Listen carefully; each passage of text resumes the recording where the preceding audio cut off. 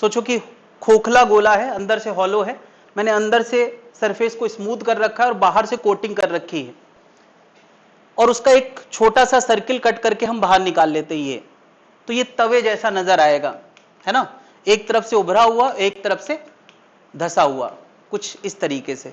नहीं, ये बाहर की साइड है और ये अंदर की साइड है। अंदर की साइड अगर स्मूथ है तो इसको हम क्या बोलते हैं? कॉनकेव। कुछ इस तरीके से हम लोग ऑन पेपर रिप्रेजेंट करते हैं, बल्कि इस तरीके से भी नहीं।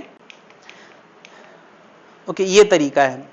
देखो यार, ये कोटिंग है, अंदर स्मूथ है, केव वाला हिस्सा अगर स्मूथ है तो उसको हम क्या बोलते हैं? कॉनकेव। और अगर बाहर वाला हिस्सा स्मूथ हो गया तो उसको हम क्या बोलते हैं? कॉन्वेक्स। तो ये दो तरह के स्फेरिकल मिरर हमें पढ़ना है। बात क्लियर है?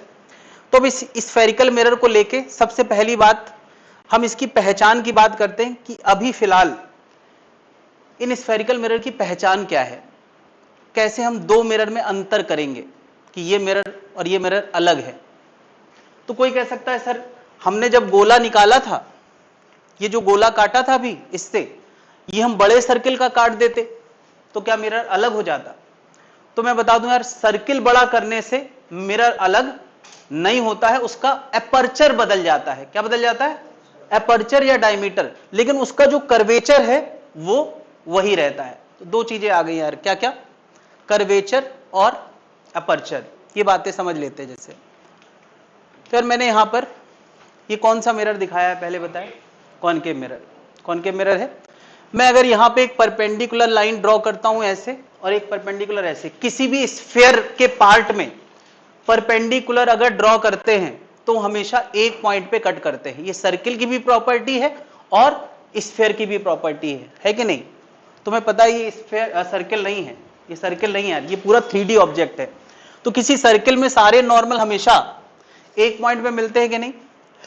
यहां भी सारे पॉइंट एक जगह पे मिले हैं, जहां मिले हैं उसको हम क्या बोलते हैं? Centre of curvature. क्या ये कभी गोला रहा करता था? अरे मैंने गोले से ही तो कट करके निकाला है, तो उस गोले का जो सेंटर होगा इसका भी वही सेंटर होगा। तो पहली चीज आ गई सेंटर ऑफ कर्वेचर। इसी मिरर को अगर मैं उल्टा करके रख दूं ऐसे, ये कौन सा? जस्ट मैंने उल्टा नहीं किया, मैंने पॉलिश तरीका बदल दिया है, तो ये मिरर बदल गया। ये कौन सा बन गया? ये हमारा कॉनकेव था और ये क्या हो गया? कॉन्वेक्स। क्या इसका हमें अगर सेंटर ढूंढना हो तो कैसे ढूंढेंगे? इस पे एक नॉर्मल ड्रॉ करेंगे, यहां एक नॉर्मल ड्रॉ करेंगे, जहां कट करेगा वही क्या है? सेंटर। तो सी यहां क्या है? Centre of curvature. सीओसी का मतलब क्या है? Centre of curvature. क्या बता यार, कॉनकेव का सेंटर ऑफ कर्वेचर सरफेस के, स्मूथ सरफेस के सामने है और इसका बिहाइंड द मिरर है। ये फ्रंट ऑफ द मिरर है और इसका बिहाइंड द मिरर है। ये बातें समझ आ रही है? तो यहीं से शुरू करो यार, मिरर बना ले, कॉनकेव कॉन्वेक्स, यहीं शुरू करो, बाकी चीजें समझने के लिए थी। सेंटर ऑफ कर्वेचर क्या है सबको समझ में आ गया? दूसरी बात, सेंटर से लेके सरफेस तक की दूरी को हम क्या बोलते हैं? Radius of curvature. और एक मैंने नाम दिया था अपर्चर। मैंने छोटा गोला काटा है तो उसका ये चौड़ाई कम होगी, इसको हम कुछ डी से रिप्रेजेंट कर देते हैं। अगर बड़ा सर्किल काटा होता तो उसका ये डायमीटर ज्यादा होता। क्या ऐसा हो सकता है कि किसी का अपर्चर अलग हो मगर सेंटर एक जैसा हो? मैं पूछ रहा हूं, बिल्कुल हो सकता है। इस पे परपेंडिकुलर डालो, इसका परपेंडिकुलर, सेंटर जितना दूर है, क्या इसका भी सेंटर हो सकता है उतना ही दूर हो, लेकिन इसका अपर्चर अलग चीज है और रेडियस अलग चीज है। दोनों बातों में अंतर समझ में आ रहा है?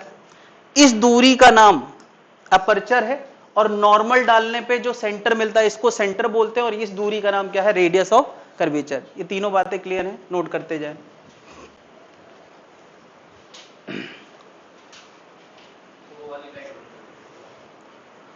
इससे क्या यार, सब बंद करेंगे तो अंधेरा हो जाएगा। एक तो बंद है, वो मुझे लगता है 2-3 एक साथ कनेक्टेड है।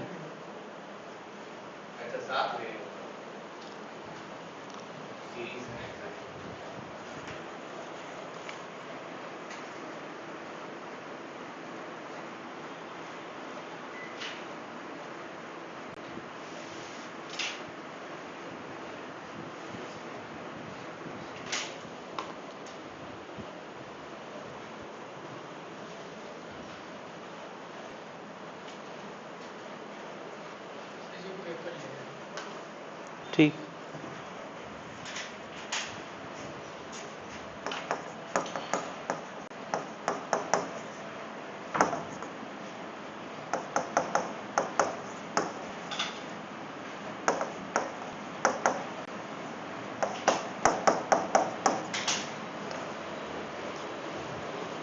जो हमने एक तवा लिया है, इसे तवा जैसा शेप है, उसका जो डायमीटर होगा ऐसे डायमीटर होगा, उसकी जो चौड़ाई होगी वो कह सकते हैं यार वो सर्किल है ना, सर्किल बाहर की तो चीज सर्किल ही है, तो सर्किल का जो डायमीटर होगा वही उसका क्या है, अपर्चर है। उसका जो कॉर्नर है तो सर्किल है, वही तवे का कॉर्नर क्या होता है, सर्किल, उसका जो डायमीटर होगा वही क्या है, अपर्चर।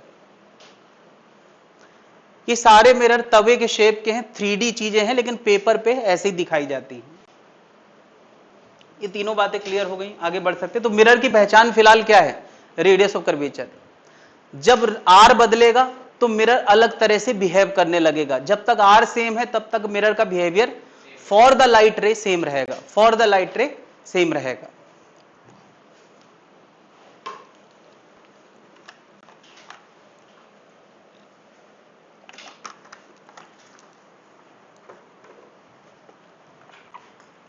नोट कर लिया है?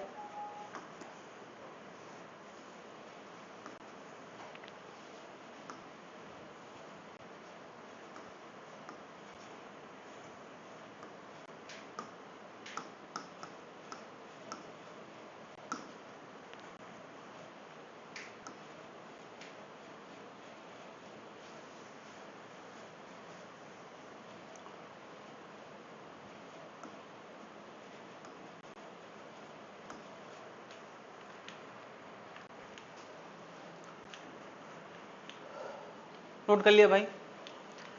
तो हम लोग अभी थोड़ा सा ये समझते हैं कि ये मिरर रे के लिए कैसे काम करता है ना।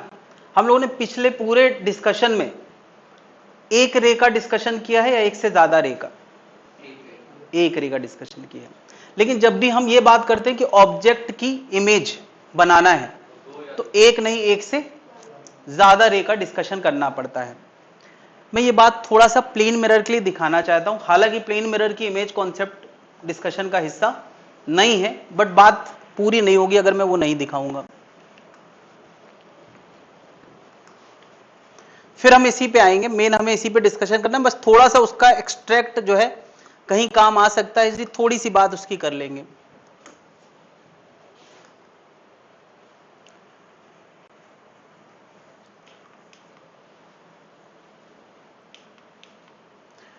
ये एक ऑब्जेक्ट है और मैंने कहा कि ऑब्जेक्ट की बहुत सारी रेज जब आंख को मिलती हैं तो आंख डिसाइड कर पाती है कि ऑब्जेक्ट कितना दूर है या पास है। इन रे की भीड़ का जो डाइवर्जेंस है उसी से अंदाजा लगाती कितना दूर या पास है। इन रे का जो कलर है उससे आंख डिसाइड करती है कि ऑब्जेक्ट का कलर क्या है। यही तो सारी बातें हैं। दूरी का अंदाजा रे की क्राउड से होता है, कलर अपने आप, है ना।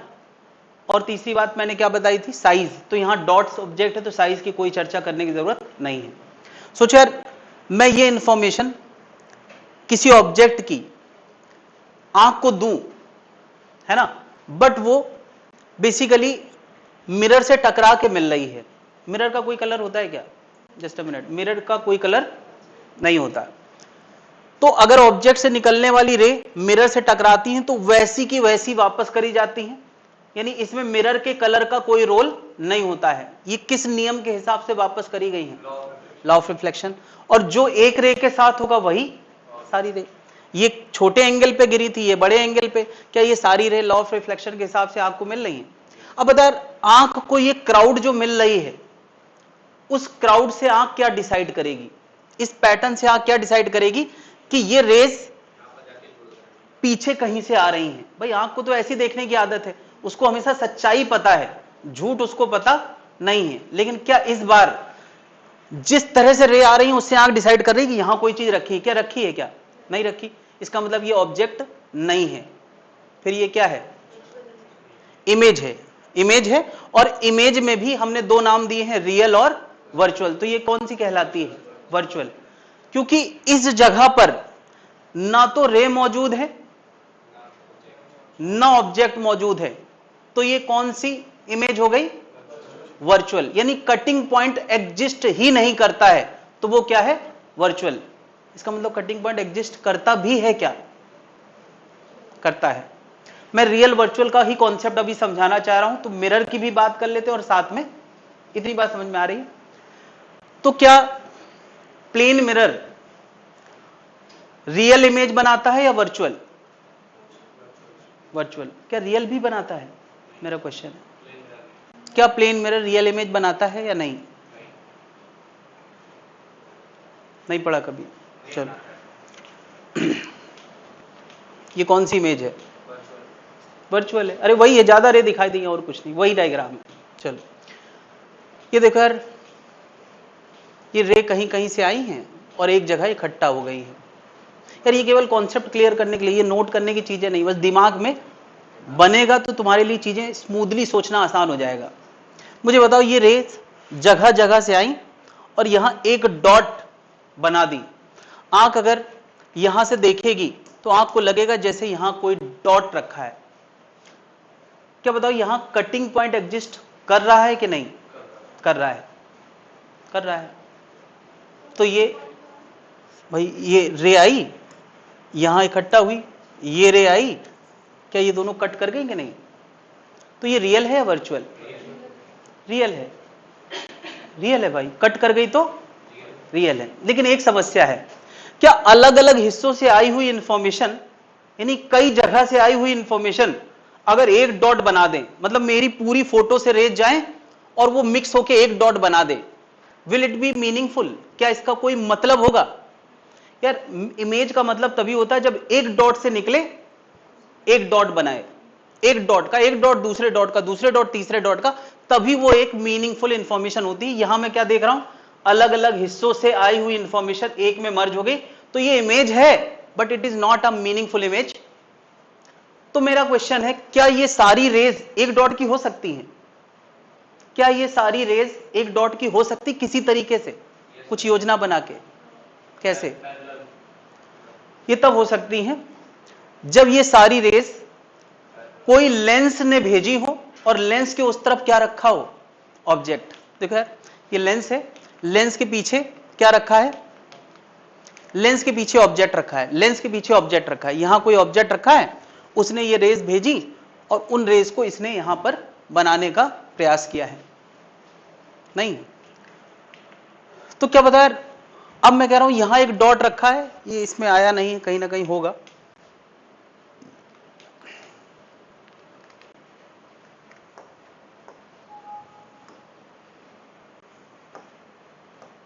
ओके, ये है, ऐसे सोचो, यहां डॉट था, रे कन्वर्ज, ये लेंस कन्वर्ज करता है रेस को कि नहीं? यहां से रेज आई, उसने कन्वर्ज करके यहां इकट्ठा करने का प्रयास किया, लेकिन रास्ते में क्या आ गया?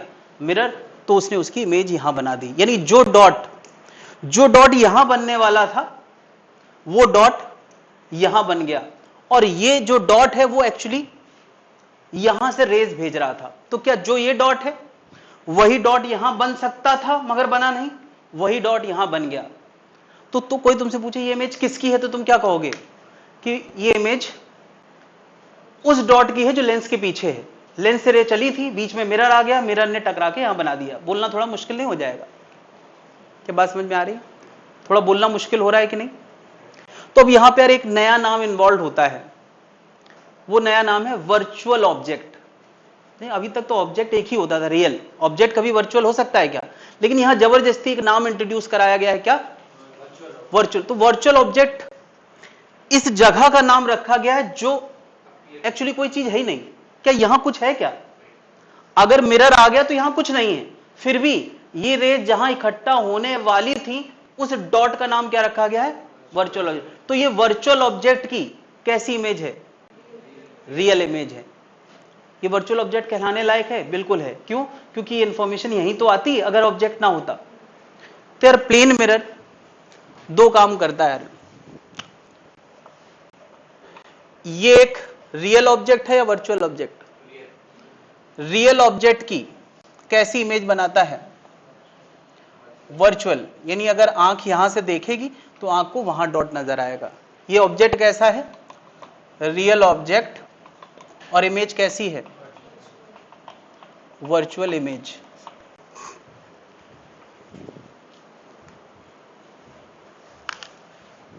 अगर मैं ऐसी रे डालता हूं तो ये जहां इकट्ठा होने वाली है उसको क्या बोलते हैं, बताएं जल्दी?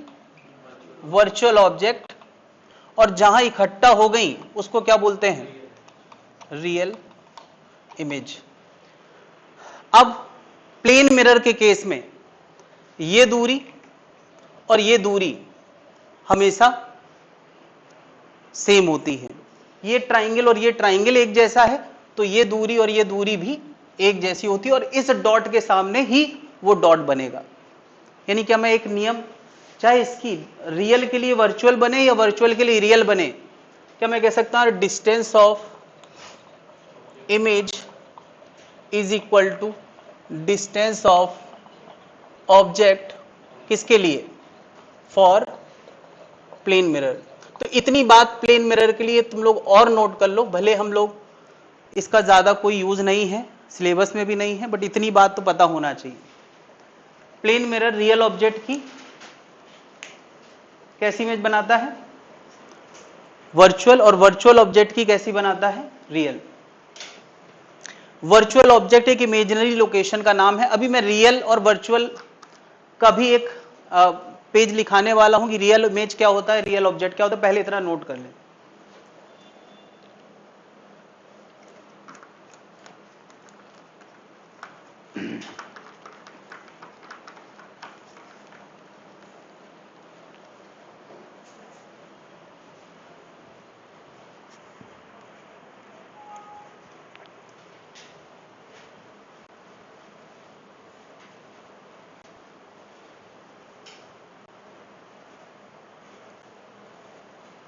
क्योंकि यार ये शुरुआती टॉपिक है तो हम लोग रे ऑप्टिक्स से बहुत सारे कॉन्सेप्ट इस टॉपिक में पढ़ के खत्म करने की कोशिश करेंगे। शुरुआती बहुत सारे कॉन्सेप्ट्स खत्म करने का प्रयास करेंगे।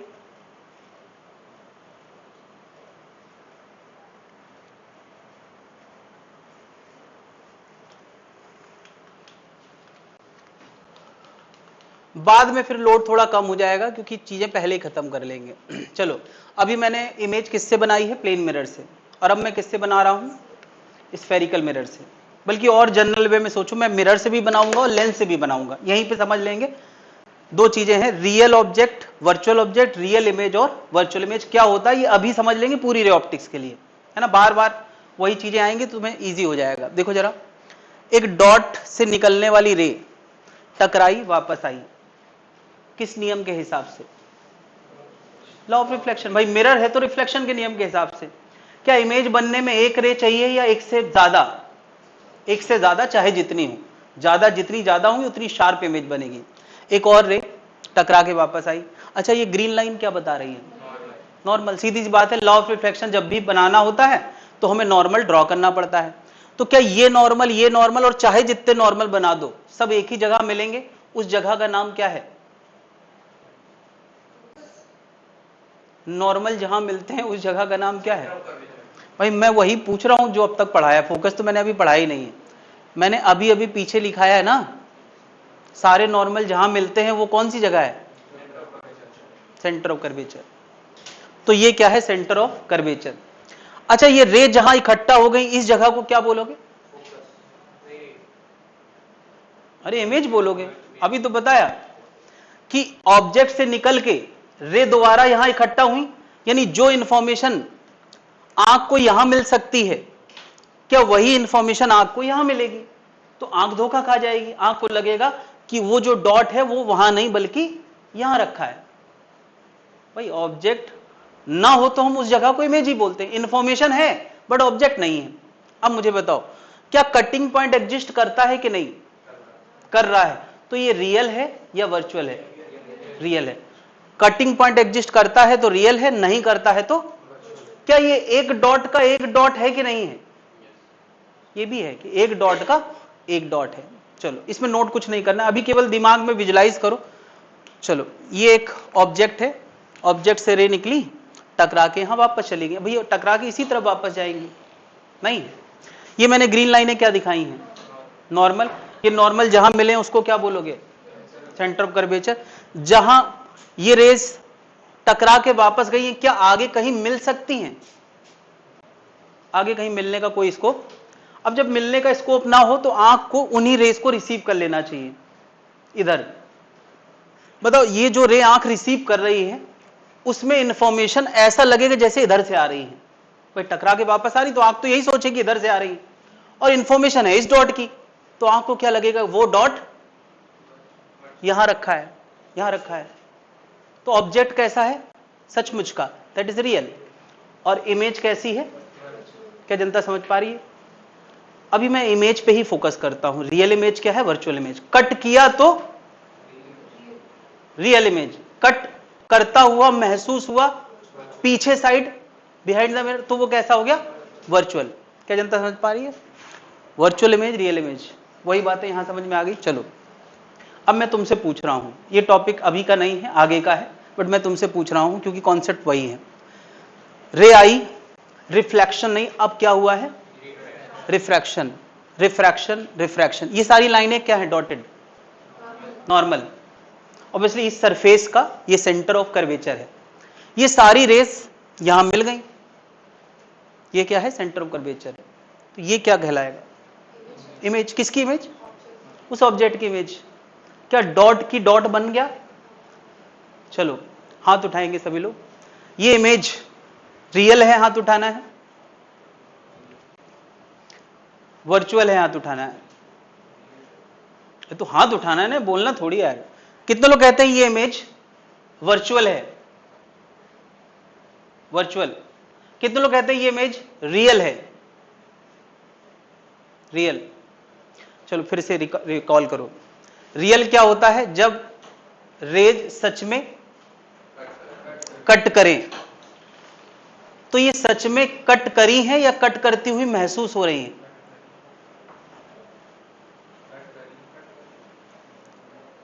बोलो बेटा। कट नहीं करी, करी है। तो फिर ये कौन सी हो गई? ये रियल इमेज है। अरे कट करी है भाई, रियल हो गया। क्या इस जगह पे आंख अगर देखी तो यहां डॉट नजर आएगा? वहां पर इस जगह पर रे हैं या नहीं है? कट करी है कि नहीं करी? करी है। चलो तो अभी वर्चुअल आएगा तो सब समझ में आ जाएगा।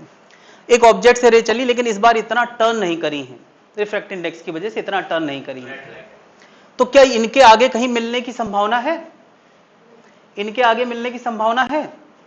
इनके आगे मिलने की संभावना है? नहीं। आंख को यही रिसीव कर लेना चाहिए क्योंकि अब कोई संभावना। तो आंख जब इन रेस को रिसीव करेगी तो आंख को क्या लगेगा कि वहां कहीं से इंफॉर्मेशन आ रही है।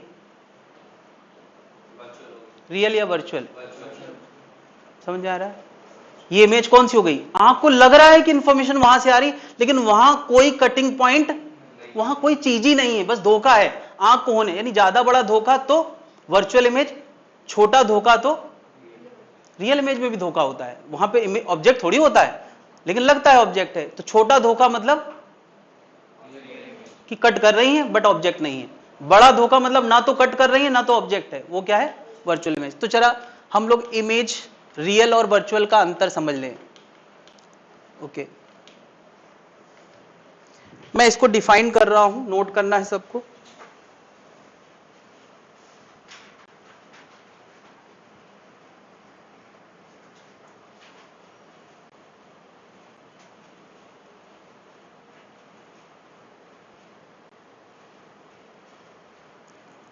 मैंने दो बातें बताई। Rays of a point object यानी डॉट ऑब्जेक्ट आफ्टर रिफ्लेक्शन और रिफ्रैक्शन, ये रूल सब जगह काम करेगा यार, ये केवल इसके लिए। आफ्टर रिफ्लेक्शन और refraction actually cut at a point. अगर रिफ्लेक्शन या रिफ्रैक्शन के बाद एक जगह कट करता है यानी कटिंग पॉइंट एक्चुअली एग्जिस्ट, तो वो कौन सी इमेज है? रियल। दूसरा, रेज, ध्यान से देखे जरा, rays of a point object after reflection या रिफ्रैक्शन, कुछ भी हो रहा हो, appear to be coming from a point, ऐसा लगता है कि वो किसी पॉइंट से आ रही है, दैट डज नॉट एग्जिस्ट, तो वो क्या हो गई? Virtual image. दो डायग्राम मैंने यहां बनाए हैं और तीन मैंने यहां बनाए हैं, ये समझाने के लिए कि रियल क्या है, वर्चुअल क्या है। तुम्हें इतनी सारी रे नहीं बनाना चाहिए, बस एक दो रे बना के काम चलाना चाहिए। मैं प्लेन मिरर भी बना देता हूं यहां पर। पेन कहां गया यार इसका?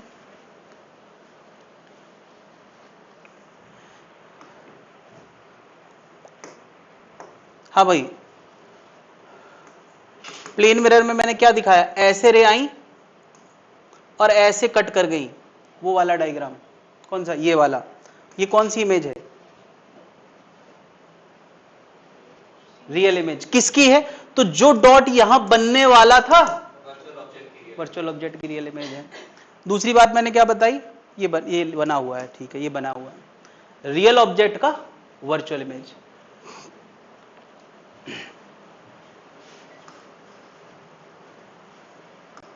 अच्छा एक और बात है यार, मैं हर जगह आंख भी दिखा रहा हूं ये समझाने के लिए कि आंख कैसे देखती है रियल या वर्चुअल। ये देखना है तो आंख को इधर होना पड़ेगा, अगर ये देखना है तो आंख को इधर होना पड़ेगा, अगर ये देखना है तो आंख को इधर होना पड़ेगा। तो तुम्हें ये भी समझ आना चाहिए कहां से देखे तो रियल समझ में आती, कहां से देखे तो वर्चुअल। मैं एक बार बता दूं, वर्चुअल देखने के लिए तुम्हें बाउंड्री के बिल्कुल करीब रहना पड़ता है। देखो जरा, ये वर्चुअल देख रहा है तो बिल्कुल बाउंड्री के बगल में है। ये देखो यार, वर्चुअल देख रहा है तो आंख को इधर होना चाहिए, बाउंड्री के बिल्कुल बगल में। इसको वर्चुअल देखना है तो बिल्कुल आंख इधर लगा दो तो उसको वर्चुअल दिख जाएगी। लेकिन रियल देखने के लिए, रियल देखने के लिए जहां इमेज बनी है उसके उस बियॉन्ड होना पड़ेगा। देखो रियल यहां बनी है उसके बियॉन्ड होना पड़ेगा, रियल यहां बनी है उसके बियॉन्ड होना पड़ेगा। तो आंख कहां होना चाहिए इसका भी थोड़ा सा अंदाजा लगाते चलो, क्योंकि किताबों में हमेशा 2 रे बनाई जाती है। मेरा मानना है यार कि उससे सही फीलिंग नहीं आती, इसीलिए मैंने इतनी सारी रे दिखा के तुम्हें बताया है कि कैसे इमेज बनती है।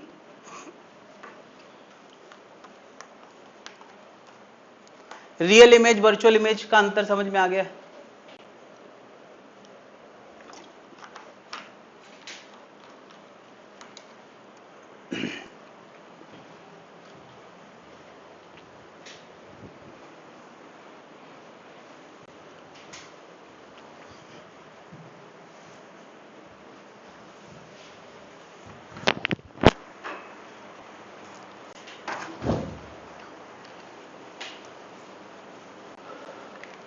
दिमाग में कुछ चल रहा है, मतलब कुछ चल रहा है कि नहीं चल रहा है? बस जो मैं चला रहा हूं वही चल रहा है।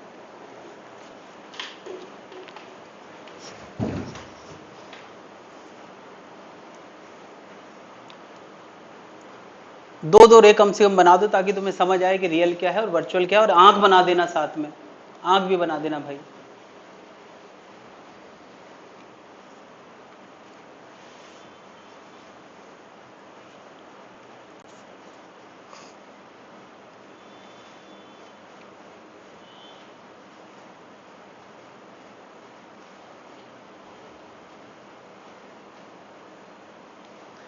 इनको दे दो,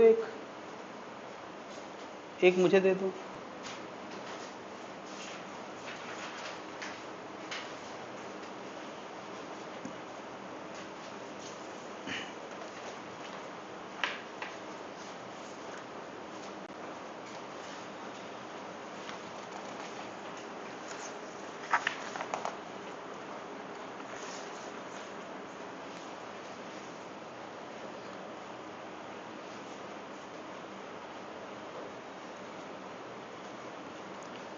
तो एक चीज तो हो गई यार, रियल इमेज क्या है, वर्चुअल इमेज क्या है। बस 2 रे बना दो भाई तब भी चल जाएगा। ये डॉट दिखाओ, यहां से रे ऐसे मिला दो, यहां से रे ऐसे मिला दो, तो ये कौन सी बन गई, रियल इमेज। जैसे ये रियल इमेज है, ये सब रियल ही है। यहां से रे निकली और टकरा के यहां इकट्ठा हो गई, कट करी है, आंख इधर होना चाहिए, आंख इधर होना चाहिए, कट करी है, तो ये कौन सी है, रियल इमेज।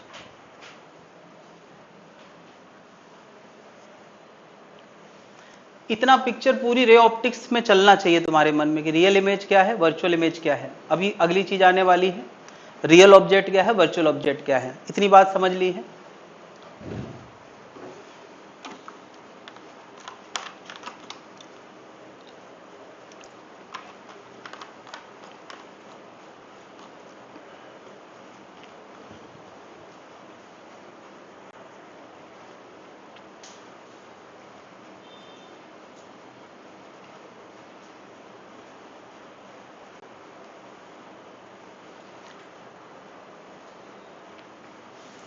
यहां से रे चली हैं, टर्न करके आंख को ऐसा धोखा दे रही है कि वो पीछे कहीं से आ रही हैं, और पीछे कहीं से आ रही है तो वो कौन सी हो गई, virtual image.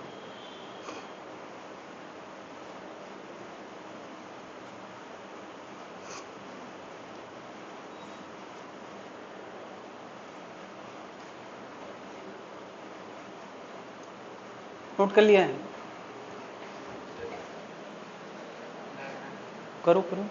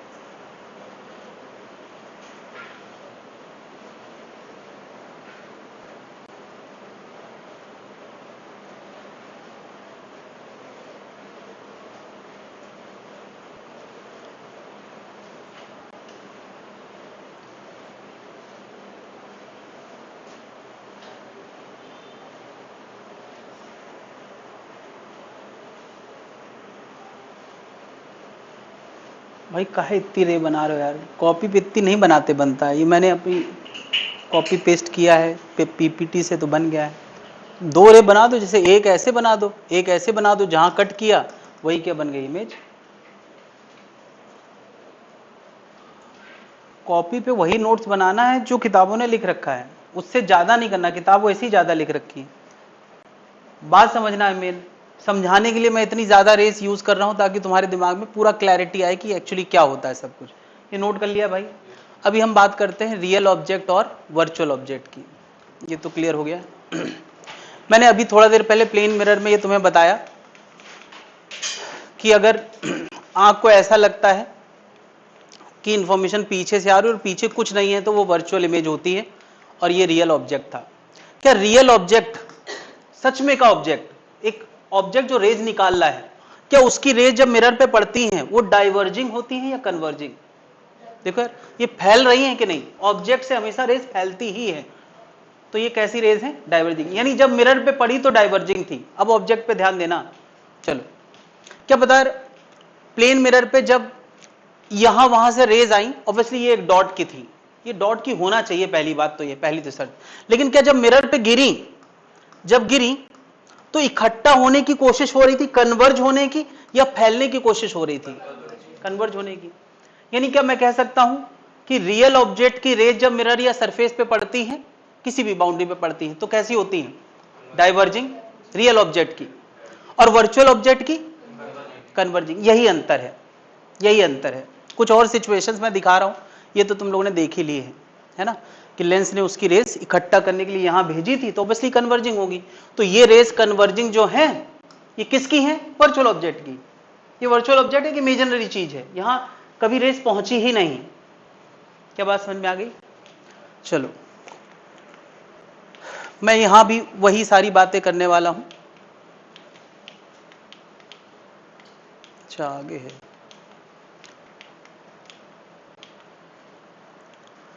Just a minute, सोचो।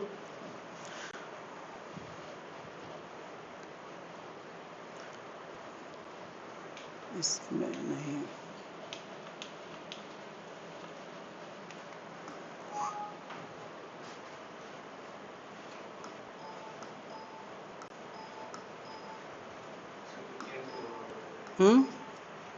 अच्छा ये है।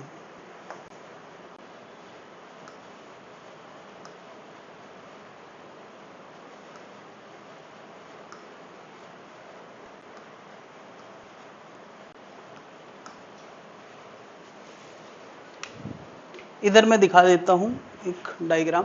जैसे एक बाउंड्री है, ये रेज ऐसे गिरी, ऐसे, ठीक है, और गिरने के बाद ये यहां कहीं जाने वाली थी।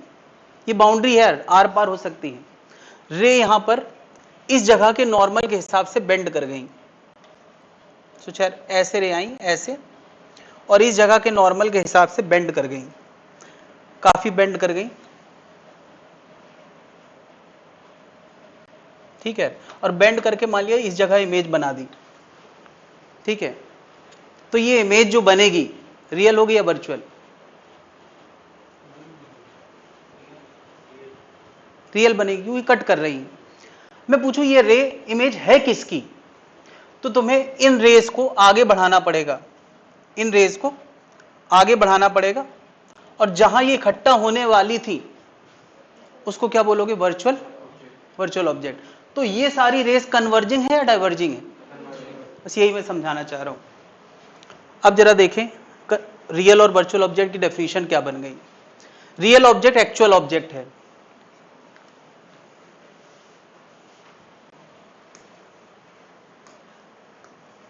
रियल ऑब्जेक्ट एक एक्चुअल ऑब्जेक्ट है,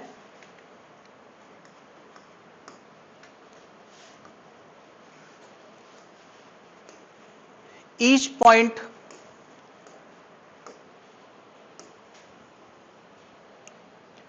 जनरेट डाइवर्जिंग रेज, यानी कोई ऑब्जेक्ट डाइवर्जिंग रेज जनरेट कर रहा है तो वो कैसा ऑब्जेक्ट है, रियल। यानी किसी मिरर पे जब पड़ेंगी या किसी बाउंड्री पे पड़ेंगी तो वो कैसी रेज होंगी, डाइवर्जिंग। तो ये क्या हो गया। अब मुझे बताओ क्या ये सारी रेज डाइवर्जिंग है या कन्वर्जिंग है, ये सारी रेज कन्वर्जिंग है, इस मिरर पे पड़ी हैं। तो अगर converging rays having information of a point object, क्या ये सारी रेज एक इंफॉर्मेशन लिए हैं डॉट की, वो डॉट यहां बन सकता था, बन सकता था। तो having information of point object when fall on a surface या boundary we can trace a location, इस लोकेशन को ट्रेस कर सकते हैं आगे, where these rays can form a point, क्या ये आगे मिलाएंगे तो वो एक पॉइंट बनाएंगे, उसी पॉइंट का नाम क्या है, वर्चुअल ऑब्जेक्ट। ये काम हम यहां भी कर सकते हैं, ये काम हम यहां भी कर सकते हैं। देखो ऐसी रेज आई, मान लिया ऐसी रेज ये जा रही थी इधर कहीं, मगर कन्वर्ज होने के चक्कर में इमेज यहां बन गई, तो इमेज कैसी है, रियल। और ये जहां इकट्ठा हो रही थी ये ऐसी आई है, मान लो ऐसी आई है, इधर जाने वाली थी, तो ये लोकेशन का नाम क्या हो गया, वर्चुअल ऑब्जेक्ट। वर्चुअल ऑब्जेक्ट, हर ऑब्जेक्ट रियल है जब तक वर्चुअल नहीं है। और वर्चुअल कब होता है, जब किसी बाउंड्री में रेज ऐसी कन्वर्जिंग आए जो सामने कहीं इकट्ठा होने वाली थी बट हो नहीं पाई। तो जहां इकट्ठा होने वाली थी उसी का नाम क्या है, वर्चुअल ऑब्जेक्ट। ये पूरी रे ऑप्टिक्स का कॉन्सेप्ट है यार, real object, virtual object, real image और वर्चुअल इमेज।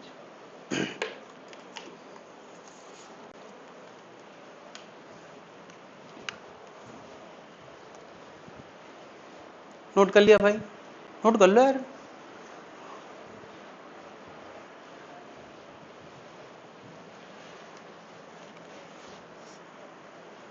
ये फॉल ऑन अ सरफेस लिखना है, fall on a surface.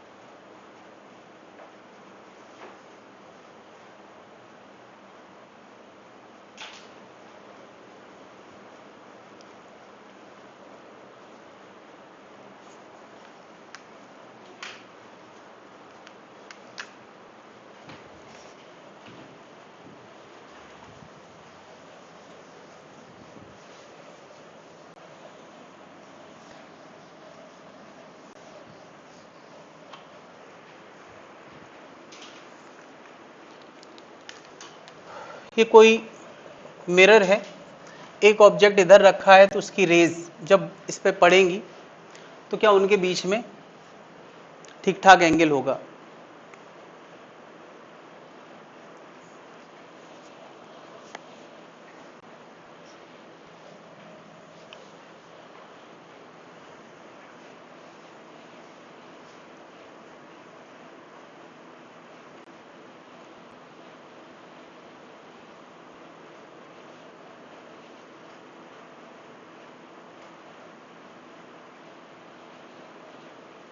Note कर लिया है?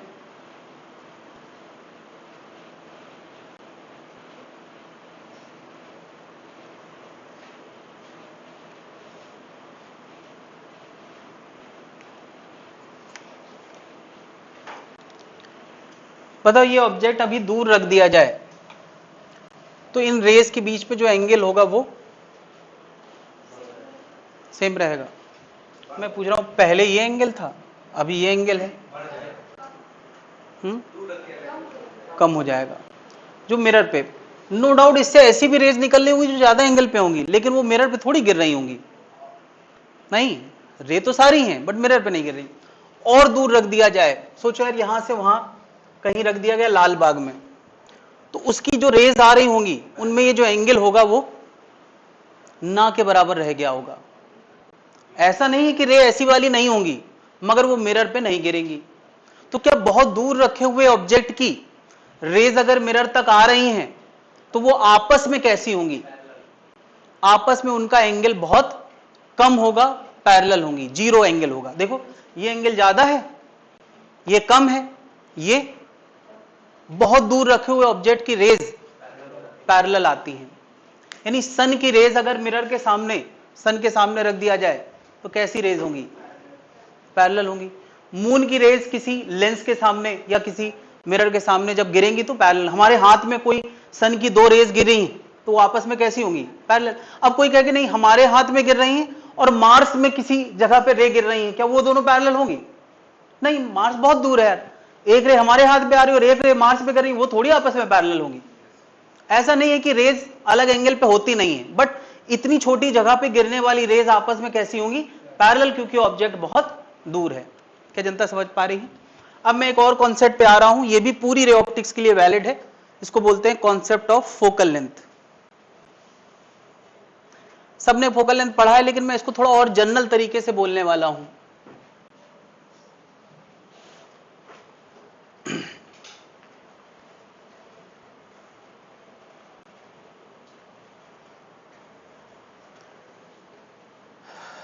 Parallel beam of incidence on a mirror या लेंस, है ना? The point where the rays appear to coming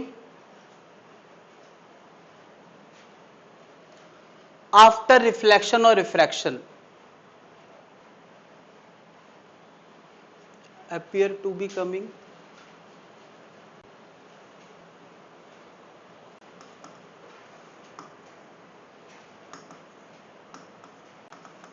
the rays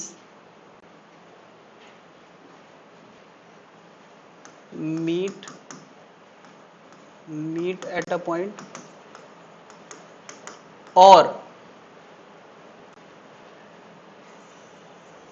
appear to be coming from a point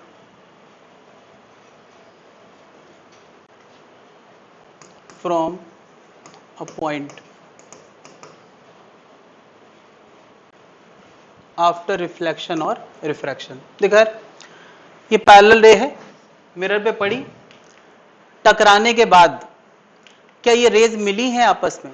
ये सारी रेज नहीं मिली हैं, लेकिन ऐसा लगेगा जैसे वो किसी एक पॉइंट से आ रही हैं, किसी एक पॉइंट से आ रही हैं। तो इस पॉइंट का नाम क्या हो गया? फोकस। फोकस होगा। ठीक, क्या बता यार, ये पैरेलल रे आई, ये पैरेलल रे आई और एक पॉइंट पे मिल गई, तो इसका भी नाम क्या होगा? फोकस। तो दो चीजें यार, for parallel beam of incidence on a mirror lens boundary, कुछ भी हो, the rays meet at a point, या तो वो मिलती हैं जैसा इसमें हुआ है, मीट एट अ पॉइंट, और appear to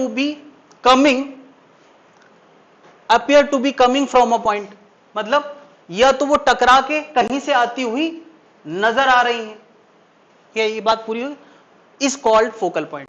अभी समझ में आ गया? या तो वो मिले या तो मिलती हुई महसूस हो, उस पॉइंट का नाम क्या है? Focal point. क्या बात समझ में आ रही? और उसकी दूरी जो होगी उसी को हम क्या बोल देते हैं? Focal length. क्या इतनी बात जनता समझ में आ रही? ये पूरा डायलॉग समझ में आ रहा है? Parallel beam of incidence on a mirror lens boundary, कुछ भी हो, ये मैं जनरल डेफिनेशन लिखा रहा हूं, केवल मिरर के लिए काम नहीं करेगा, सबके लिए काम करेगा। इसके बाद या तो रे मीट एट अ पॉइंट, है ना, और appear to be coming from a point, from a point यहां पे लिखना है, from a point after the event, event कुछ भी हो सकती है, रिफ्लेक्शन रिफ्रैक्शन कुछ भी, इज कॉल्ड फोकल पॉइंट। बात समझ में आ गई? ये नियम लेंस के लिए भी काम करेगा, ये नियम बाउंड्री के लिए भी काम करेगा, मिरर के लिए भी काम करेगा। अभी क्योंकि हम लोग शुरुआत स्टेज में है तो हम थोड़ा व्यापक थॉट बना के चलते हैं, हम बहुत पर्टिकुलर छोटा सोच नहीं बना के रखेंगे केवल मिरर के लिए काम करेंगे। हम अभी शुरुआत में है तो सब कुछ दिमाग में रखेंगे, फिर धीरे धीरे नैरो होते जाएंगे, है ना। नोट कर ला। इस बात को मैं एक और तरीके से बोलने वाला हूं, पहले इतना नोट कर ले।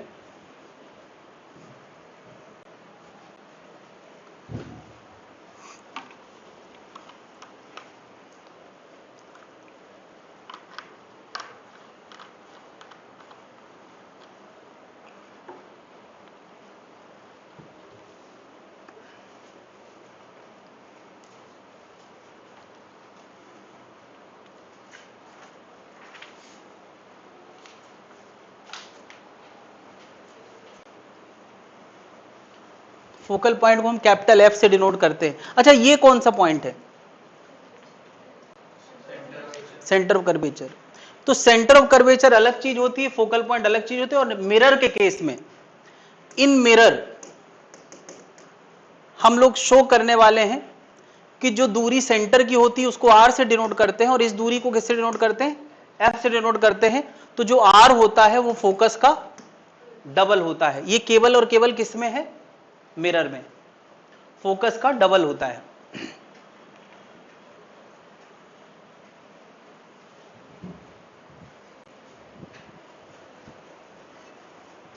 अगेन यार, जरूरी नहीं तुम 4 रे बनाओ, 2 रे से भी दिखाओगे तो चलेगा।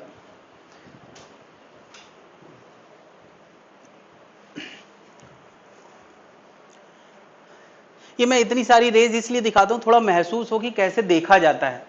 किताबों में पता है क्या होता है? एक रे इधर से बनी है, एक रे इधर से बनी है, और जो कट करता है उसी को फोकस बोलते हैं, ऐसे बनता है। तो मेरा तो सबसे बड़ा क्वेश्चन बचपन में ये रहता था कि ये रे और ये रे एक ही आंख को दिखेगी कैसे? नहीं समझे? अगर किसी को ये इमेज देखना है तो अगल बगल की रेज आंख रिसीव करेगी, या एक इधर की रिसीव करेगी? अगल बगल की। इसलिए मैं ये बनाता हूं ताकि एकदम क्लैरिटी रहे कि देखने के लिए अगल बगल की बनाना सही जरूरी है। लेकिन अगर लोकेट कर रहा हूं फोकस कहां है, तो तुम इधर की भी करोगे तो फोकस लोकेट कर सकते हो। क्या फोकस और इमेज एक ही चीज है?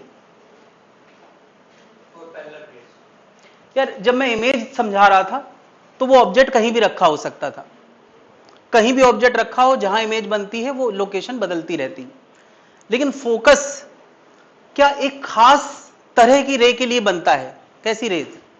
पैरेलल रे। अच्छा, अभी अभी मैंने बताया पैरेलल रे होती किसकी है? डिस्टेंट ऑब्जेक्ट की। इनफाइनाइट पे कोई ऑब्जेक्ट रखा है उसकी। तो क्या मैं फोकस की एक सिंगल डेफिनेशन दे सकता हूं? Focus is image for a far object? नहीं, दूर रखे हुए ऑब्जेक्ट की जहां इमेज बनती है उस खास इमेज का नाम क्या है? फोकस। क्या ये लाइन ज्यादा सटीक लाइन है? लेकिन लिखना दोनों है भाई। क्या फोकस को मैं क्या कह सकता हूं? है ना, special image location, image location for a far object. यानी ऑब्जेक्ट बहुत दूर है, उसका जो इमेज लोकेशन होता है उसी को क्या बोलते हैं? फोकस। हर इमेज लोकेशन फोकस नहीं होती है। ये मेरे ख्याल से बेटर डेफिनेशन है। दूर रखे हुए ऑब्जेक्ट की जहां इमेज बनती है वही क्या है? फोकस। यानी क्या सन रखा हो दूर, उसकी इमेज ये है फोकस। क्या होता है? सन की इमेज।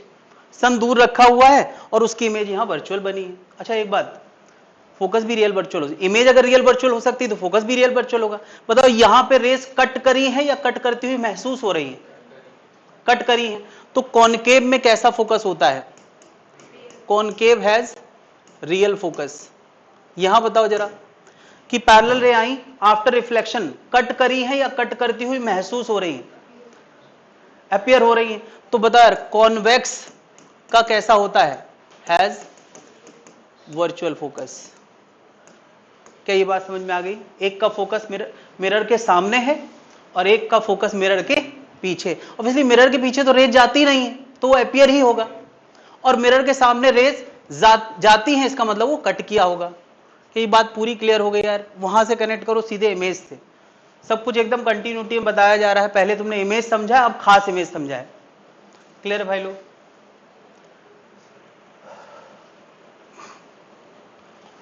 मिरर के केस में फोकस और रेडियस में ये रिलेशन होता है, आगे हम लोग ये रिलेशन देखेंगे।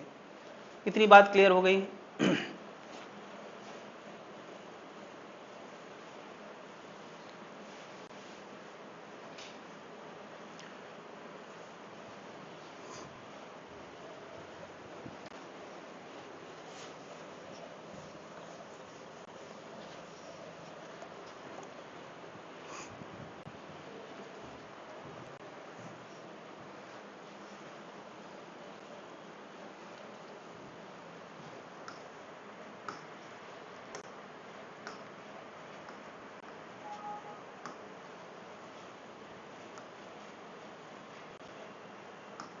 कुछ नाम इन्वॉल्व होने वाले हैं आगे का डिस्कशन करने के लिए।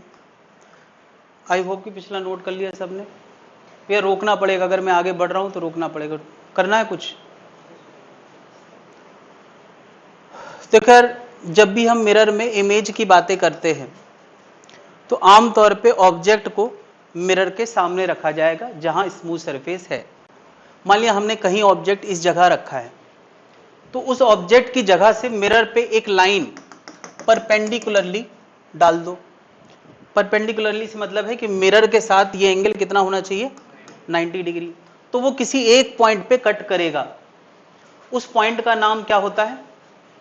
उस पॉइंट का नाम होता है पोल, और इस लाइन का नाम क्या होता है? Principal axis. तो यार P फॉर पोल, पोल, और जहां से रे चली हैं, जहां पे ऑब्जेक्ट रखा है, आमतौर पे उसको क्या बोलते हैं? Object location. Object location. जहां पर इमेज बनी है आई, उसको क्या बोलते हैं? Image location. सी क्या है? पहले ही बात कर चुके हैं, सेंटर ऑफ कर्वेचर। यानी इधर एक नॉर्मल ड्रॉ करो, इधर एक नॉर्मल ड्रॉ करो, वो जहां मिलेगा वो क्या है? Centre of curvature. ये नाम पहली बार नहीं आ रहे, सबने देखे यार। आई, इमेज लोकेशन, ऑब्जेक्ट। ये तो यार पॉइंट्स के नाम हैं, पॉइंट्स के।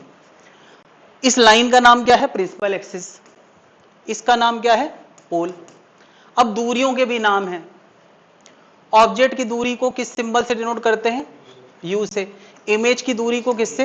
तो U object distance, V image distance, और आर रेडियस ऑफ कर्वेचर, वो भी एक डिस्टेंस है। ये सारे नाम सबको क्लियर है? कोई दिक्कत है?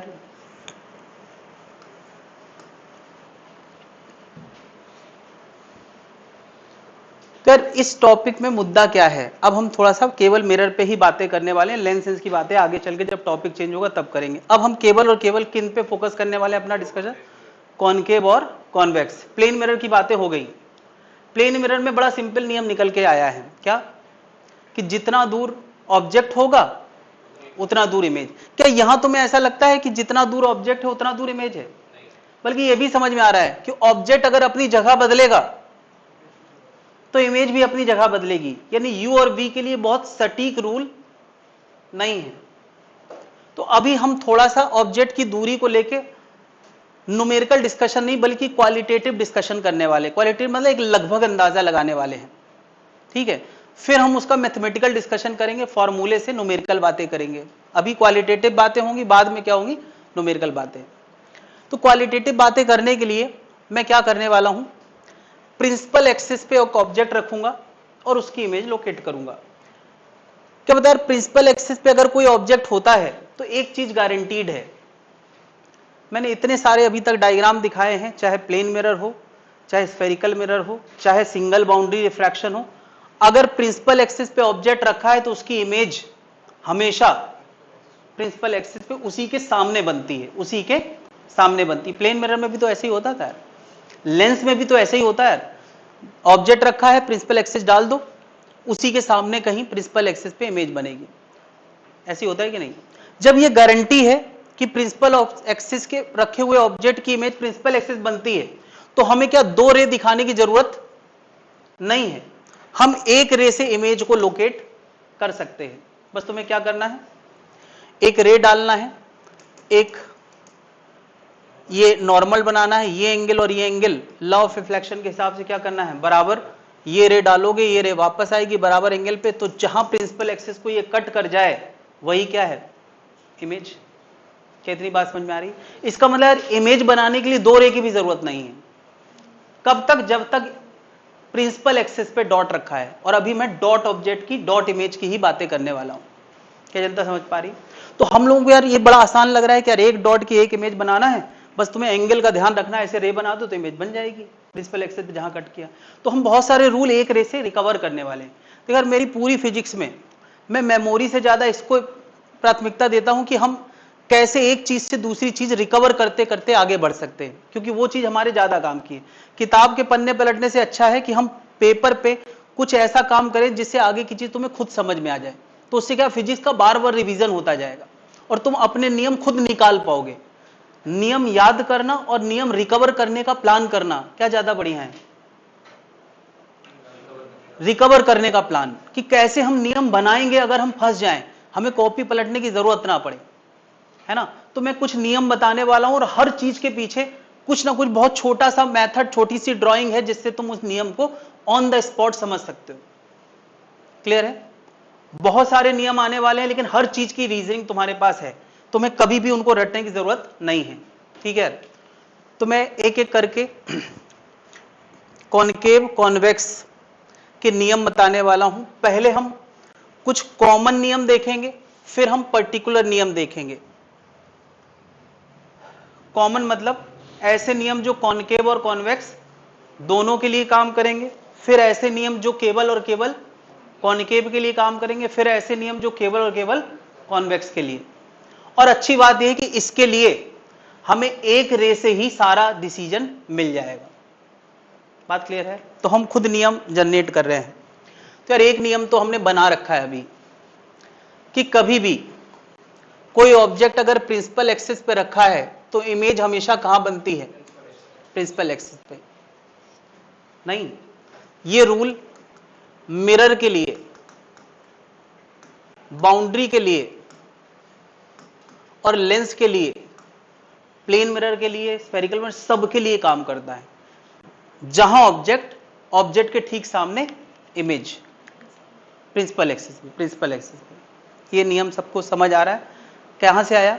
अरे अभी तो हमने सबकी ज्योमेट्री बना बना के दिखाई है। नियम का पालन करते करते हमने सब जगह ये देखा है।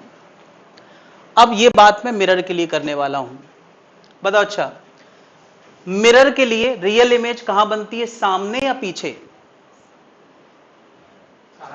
सामने। भाई रे जहां होंगी वही तो रियल बनाएंगी, पीछे तो रे जाती ही नहीं है।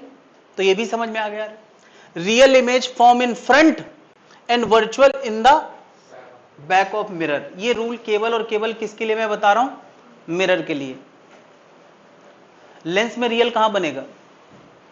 लेंस का रियल रे पार करने के बाद बनता है, वो आगे देखेंगे। अभी मिरर पे फोकस करो।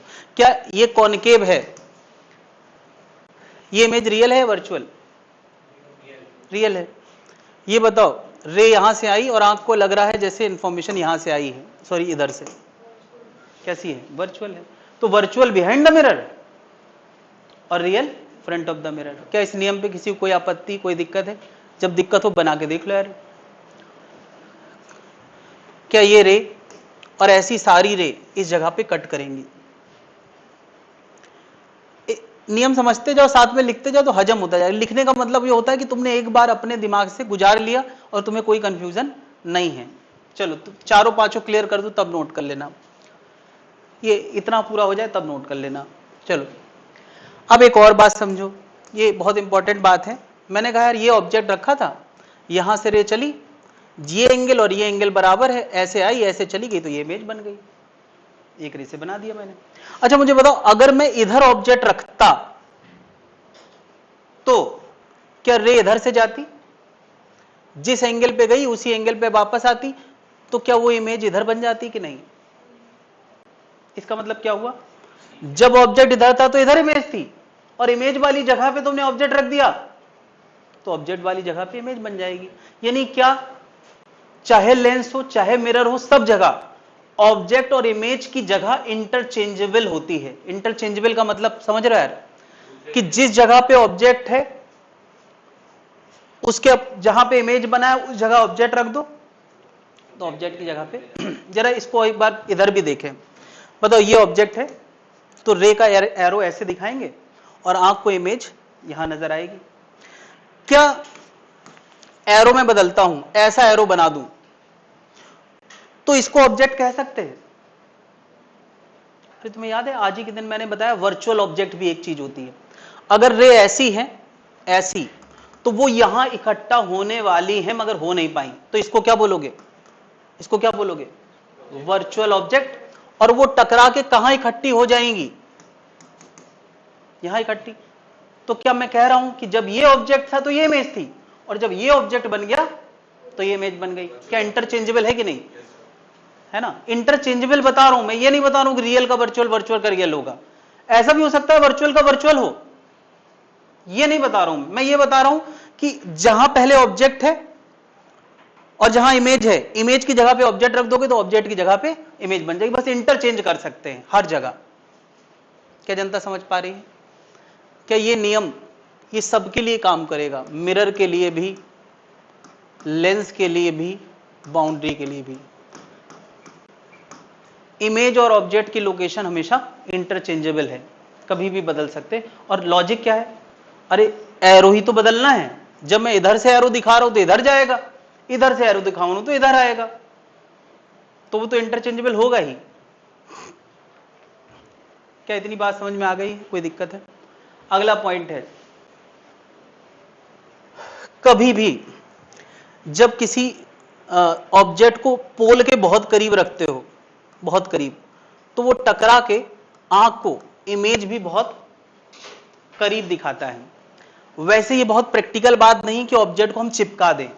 अगर हम ऑब्जेक्ट पास लाते जाएंगे तो इमेज भी आखिरकार पास आती है और एकदम चिपकाओगे तो इमेज भी चिपक जाती है।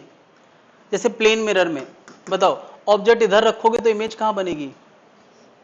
उसी के पीछे इधर बन जाएगी। तो क्या उनके बीच में कोई फासला है क्या? मैं कह सकता हूं जहां ऑब्जेक्ट वही इमेज, उनके बीच में 0 के बराबर फासला है।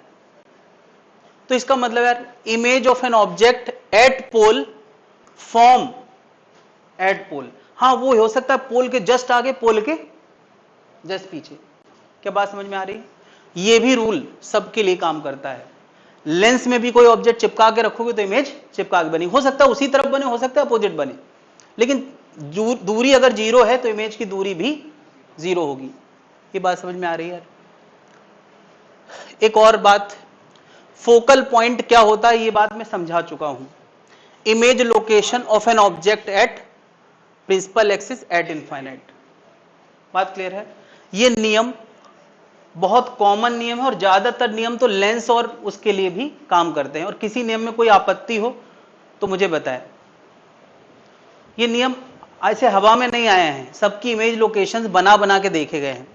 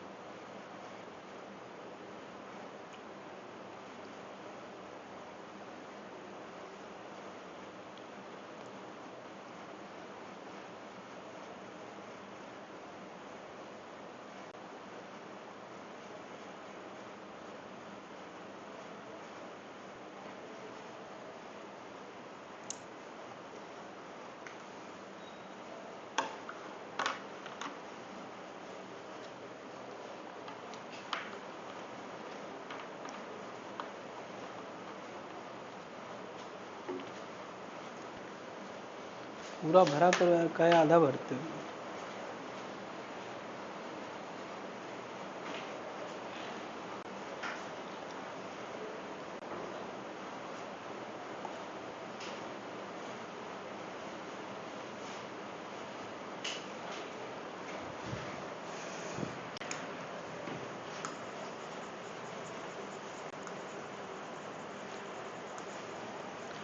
चलो यार, कुछ रूल अब फिर से हम लोग रिकवर करते हैं एक रे की मदद से,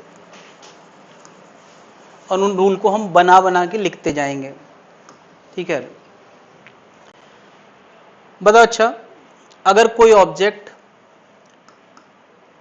ओ पे रखा है, यहाँ देखो सेंटर के बियॉन्ड रखा है, वहां से चलने वाली रे इमेज बनाई है, कहां बनाई है? सेंटर के अंदर।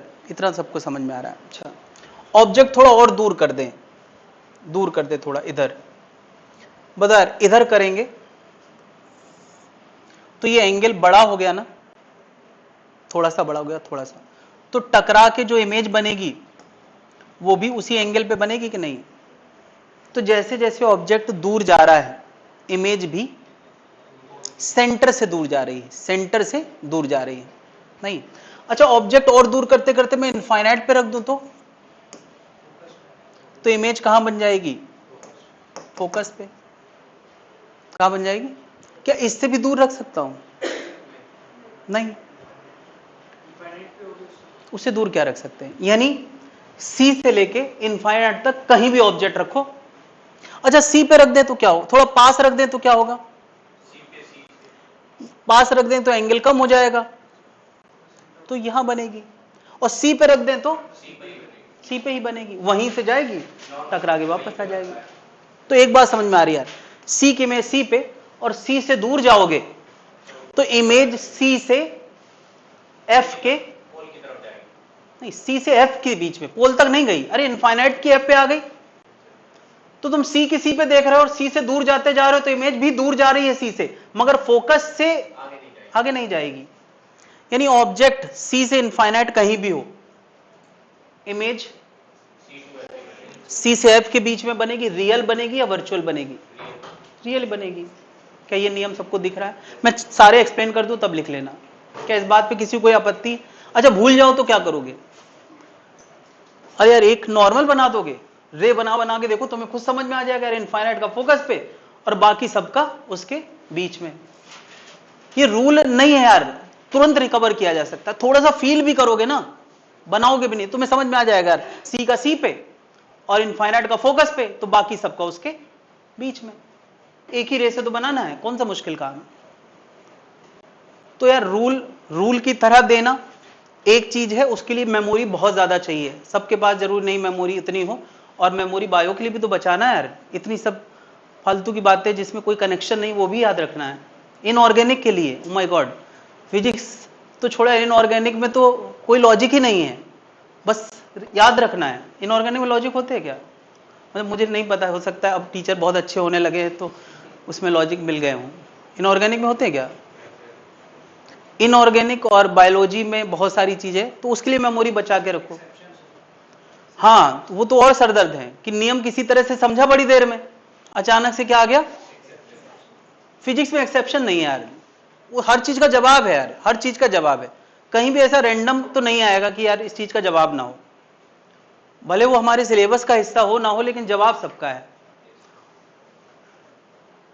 हालांकि सबकी एक बाउंड्री है। अभी कोई कहते सर एटम तोड़ने के बाद इलेक्ट्रॉन, फिर प्रोटॉन तोड़ने के बाद क्या, उसके बाद क्या होता, तो फिर उसके बाद परिकल्पना होती है, हाइपोथेसिस होती है, जो कोई जानता नहीं। लेकिन हाँ, जहां तक पता है वो सब रियलिटी है। तो सर कैसे मान ले रियलिटी है? तो साइंस यार ऐसे हवा में नहीं चलती है, सबके एविडेंस देखे गए हैं।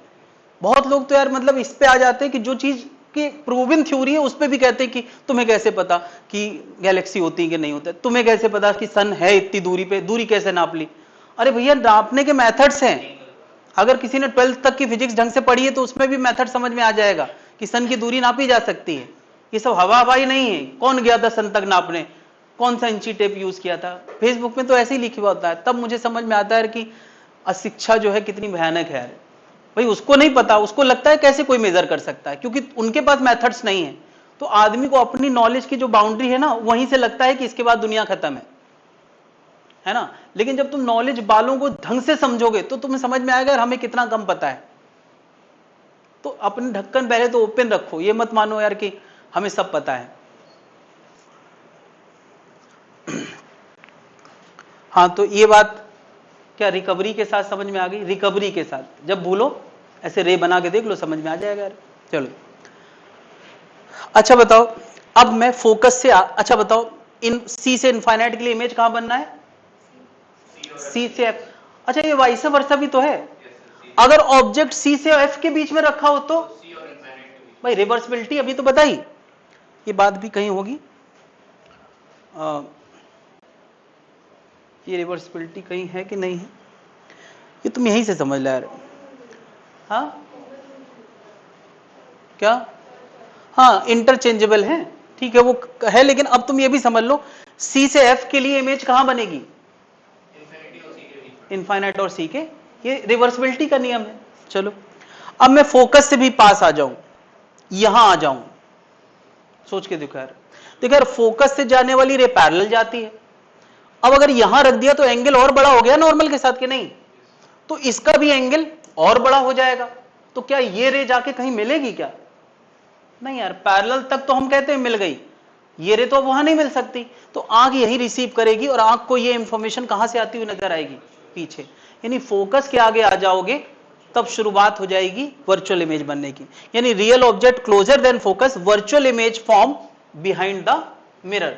अच्छा और पास आ गए तो क्या होगा? देखो बना के देखो, और पास आ गए तो और बड़ा एंगल, और पास पोल पे आ गए तो क्या हो गया?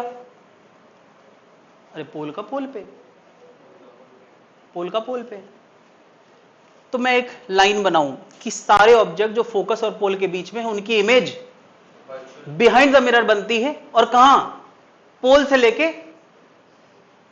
इनफाइनाइट तक।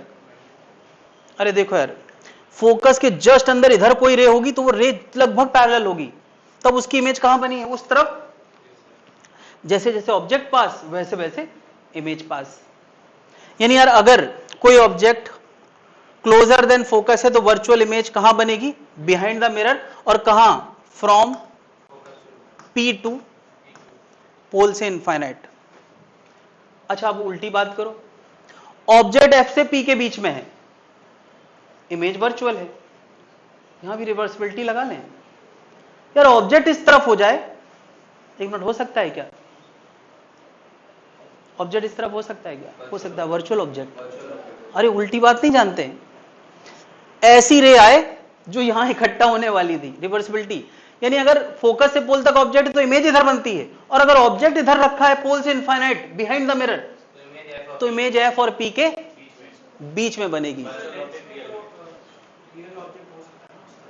हाँ हाँ मिरर में तो नहीं है।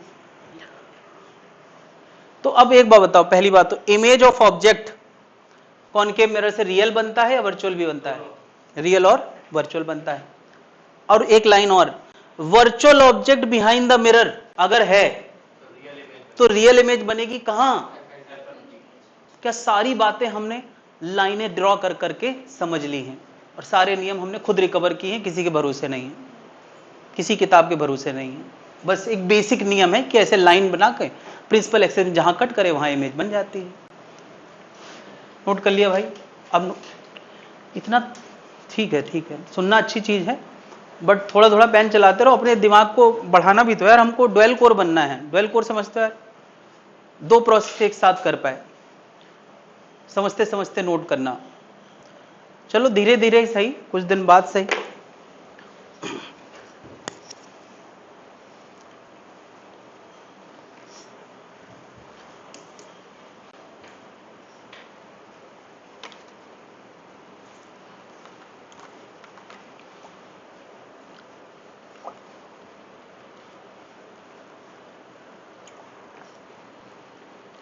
एक लीटर उठाने में थक जाते हो क्या यार? अरे खूब ठंडा है यार, मजेदार ठंडा है। अरे गर्म ही सही यार, आदमी पिए तो यार, इतनी गर्मी पड़ रही है, नौतपा चल रहा है इस समय।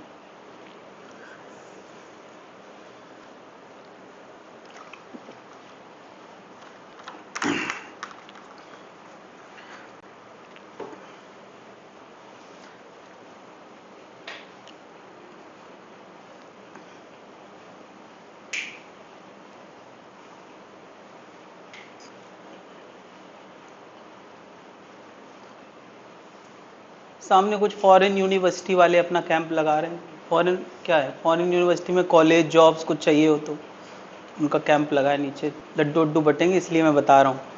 बाकी पढ़ना तुम लोग इंडिया में ही।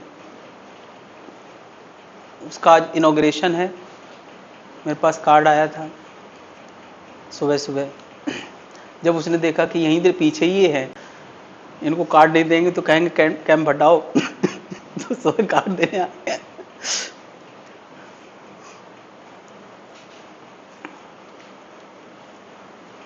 तो तुम लोग भी देख लेना अगर डिस्ट्रीब्यूशन चल रहा हो तो।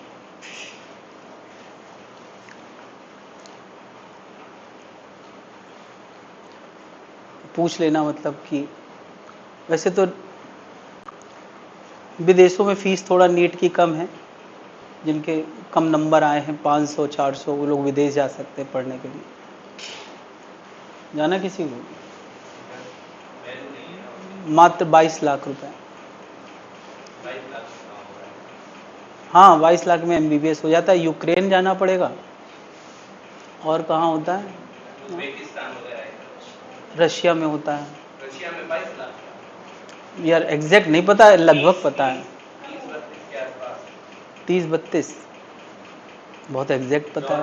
मेरा दोस्त कर रहा है ना, उसका 45 लाख का पूरा पैकेज लगभग बताया था। तो थोड़ा सा जोखिम है यार, इस समय युद्ध चल रहा है, यूक्रेन रशिया कभी भी हो सकता है। इंडिया से दोनों तरफ से रहता है। तो वो तो वैसे भी बहुत दूर है, इंडिया से वो क्या झगड़ा करेंगे।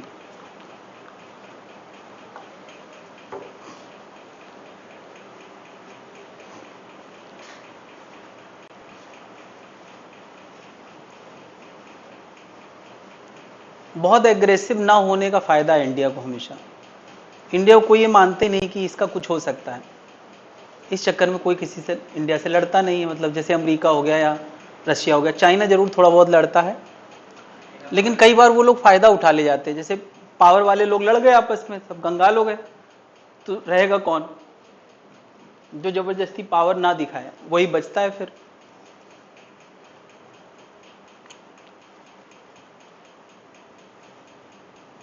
मैं अभी 7-8 घंटे का वर्ड हिस्ट्री पढ़ा एक दिन नहीं, मतलब 4-5 दिन में खत्म किया। तो खाली टाइम क्या करे आदमी, इस टाइम पे खाली रहता ही है टीचर, तो मैंने पढ़ डाला काफी कुछ। तो पता चला कि उसमें इंडिया कोई जिक्र ही नहीं है यूरोप की बात है, अमेरिका की बात है, जापान की बहुत सारी बात है, इटली तक की बात है। इंडिया की कोई कहानी नहीं। बस इंडिया की कहानी में ये बताया कॉलोनाइजेशन, कि ब्रिटिश ने इंडिया को रूल किया फिर डी रूल कर दिया, इतना बताया गया है। और डी रूल करने के कारण में भी गांधी जी का नाम नहीं था।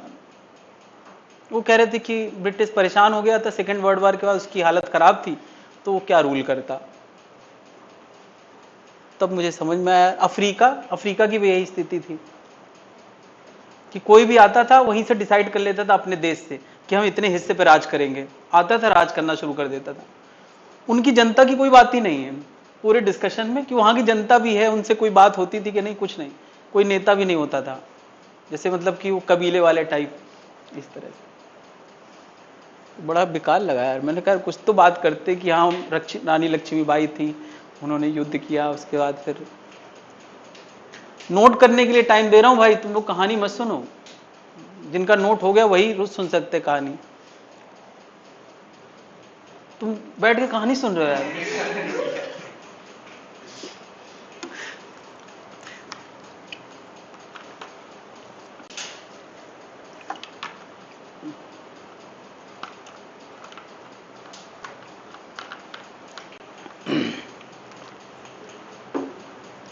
तो अभी कॉन्वेक्स के रूल क्या है, फिर से एक ही रे का सहारा लेना है समझने के लिए। मैंने देखा कहीं भी मिरर के सामने एक ऑब्जेक्ट रखा है। अब यहां कोई लैंडमार्क तो है नहीं कि सी और एफ होता हो, सी और एफ का किस तरफ होता है, उस तरफ, तो यहां कोई लैंडमार्क तो है नहीं। तो मैं कहूंगा मिरर के सामने कहीं भी मैंने एक ऑब्जेक्ट रखा, वहां से रे आई और टकरा के ऐसे गई, आंख को वो इंफॉर्मेशन लगेगा यहां से आ रही। ऑब्जेक्ट कैसा है, ऑब्जेक्ट कैसा है, रियल। इमेज कैसी है, वर्चुअल। अच्छा ऑब्जेक्ट अगर दूर कर दें, क्या लगता है, दूर कर दें तो एंगल थोड़ा सा कम हो जाएगा, तो इमेज थोड़ा सा क्या लगता है, पास या दूर? ऑब्जेक्ट अगर दूर जाएगा तो नॉर्मल के साथ एंगल थोड़ा सा कम हो जाएगा, तो टकरा के जब वापस आएगा तो वो थोड़ा सा दूर चला जाएगा। यानी जैसे जैसे ऑब्जेक्ट दूर जा रहा है वैसे वैसे इमेज भी दूर जा रही है। अच्छा, ऑब्जेक्ट इनफाइनाइट पे चला जाए तो इमेज फोकस पे बन जाएगी। यहां कहीं फोकस है मान लिया, टकरा के ऐसे, यानी कुल मिला। अच्छा, ऑब्जेक्ट पास आ जाए तो इमेज पास आ जाएगी। मतलब क्या समझ में आ रहा है? पोल से लेके इनफाइनाइट तक कहीं भी ऑब्जेक्ट हो, पोल से लेके इनफाइनाइट तक कहीं भी ऑब्जेक्ट हो, इमेज कहां बनेगी? पोल से लेके फोकस तक। अब उल्टी बात कर ले, रिवर्सिबिलिटी। अगर ऑब्जेक्ट रियल है पोल से इनफाइनाइट तक तो इमेज पोल से फोकस तक वर्चुअल है, और ऑब्जेक्ट अगर पोल से फोकस के बीच में हो तो वो वर्चुअल ऑब्जेक्ट कहलाएगा। ऐसे ऐसी रे है ना, पोल से फोकस के बीच में रियल वर्चुअल ऑब्जेक्ट है तो इमेज कहां बनेगी? इनफाइनाइट पोल के। इसके अलावा जगह ही नहीं बची, इसके अलावा जगह ही नहीं बची। भाई कहीं भी इधर पे ऑब्जेक्ट होगा वो वर्चुअल होगा पहली बात, तो उसकी इमेज कैसी बनेगी? और कैसी बनेगी? रियल। अब जगह ही नहीं बची, तो क्या ऑब्जेक्ट अगर मैंने इधर कहीं रख दिया तो वो भी वर्चुअल कहलाएगा। लेकिन अब उसकी इमेज कहां बनेगी? तो ये जगह तो गई, ये जगह भी गई, क्योंकि वहां रे डायग्राम बनेगा नहीं। तो इसका मतलब इसकी ऑब्जेक्ट भी इसी तरफ होगा और इमेज भी यहीं कहीं होगा। मतलब क्या हुआ? अगर फोकस के बियॉन्ड ऑब्जेक्ट रखोगे तो ऑब्जेक्ट वर्चुअल होगा और इमेज भी। देखो यार, for virtual object beyond F image कैसी होगी? वर्चुअल। चलो और क्या? Real object anywhere in front of the mirror, कोई भी रियल ऑब्जेक्ट अगर कहीं भी हो तो उसकी इमेज कहां बनती है? पोल और फोकस के बीच में। रिवर्सिबिलिटी रूल बना लो, कोई वर्चुअल ऑब्जेक्ट पोल और फोकस के बीच में है तो क्या सारे रूल रिकवर हो गए? कोई दिक्कत है? क्या ये रूल रट लोगे या रिकवर कर लोगे? जब भी चाहिए ऐसे लाइनें बना के कुछ अंदाजा लगाओ, तुम्हें खुद समझ में आ जाएगा। क्या ये लाइनें समझ पा रहे हो कैसे बना रहे? नोट कर ले।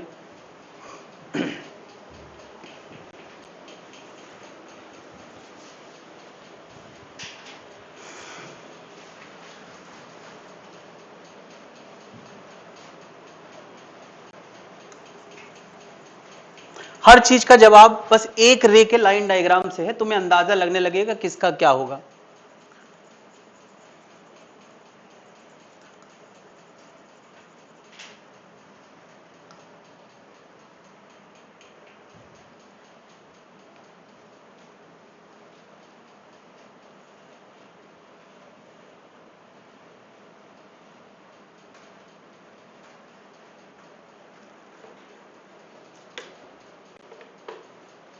नोट कर लिया भाई? तो यार अभी तक मैं डॉट ऑब्जेक्ट की बात कर रहा था, और वो भी डॉट ऑब्जेक्ट कहां होता था? प्रिंसिपल एक्सिस पे। ये सारे नियम जब मैंने पढ़े तो प्रिंसिपल एक्सिस पे डॉट है और प्रिंसिपल एक्सिस पे इमेज है, यही तो बातें करी। क्या अभी तक हमने एक्सटेंडेड ऑब्जेक्ट की बात करी है, या कोई ऐसा ऑब्जेक्ट जो प्रिंसिपल एक्सिस से हट के रखा हो? नहीं, अभी हमने सारी बातें किसकी करी है? प्रिंसिपल एक्सिस पे। तो सोचा यार कोई ऑब्जेक्ट प्रिंसिपल एक्सिस से हट के रखा हो तो क्या?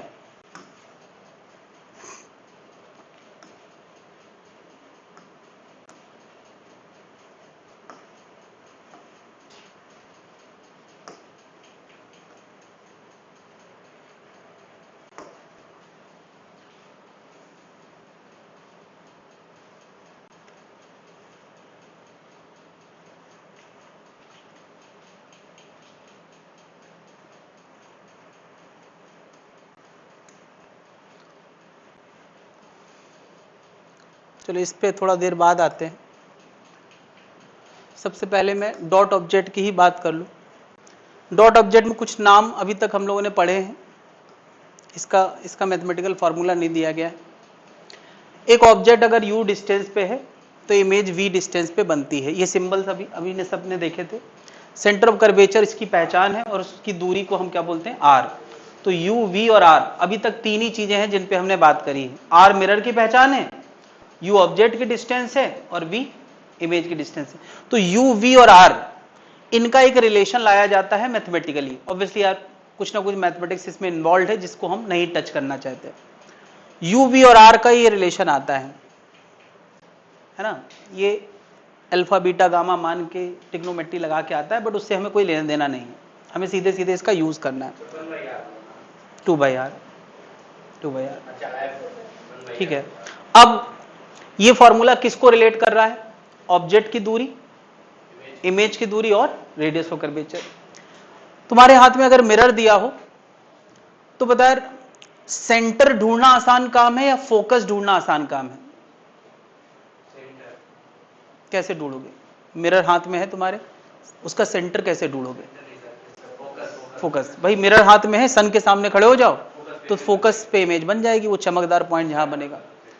तो सेंटर ढूंढने से ज्यादा फोकस ढूंढना। आमतौर पे किसी भी क्वेश्चन में आर ना मिलके क्या दिया जाता है? एफ दिया जाता है। कोई बात नहीं, तो हम आर और एफ का रिलेशन इसी फॉर्मूले से ला सकते हैं। अभी अभी थोड़ा देर पहले हमने फोकस की डेफिनेशन देखी थी। फोकस की जो दूरी होती, फोकस जो होता है वो होता क्या है? फार ऑब्जेक्ट के लिए इमेज की दूरी, यानी ऑब्जेक्ट कहां होता है, यानी यू कितना हो गया तो वी कितना हो गया। भाई फोकस पे ही तो इमेज बनती है, तो मैं इसी फॉर्मूले में यू डाल देता हूं। यू की जगह क्या डाल दिया? इनफाइनाइट। वी की जगह क्या लिख दिया? एफ। और आर की जगह आर। तो देखो यार ये रिलेशन आ गया, एफ इक्वल टू क्या? r/2 या r इक्वल टू 2f। अभी थोड़ा देर पहले मैंने बताया था कि अब इसी फॉर्मूले में, इस फॉर्मूले में r की जगह मैं 2f डाल दूं तो क्या 2 से 2 कट जाएगा?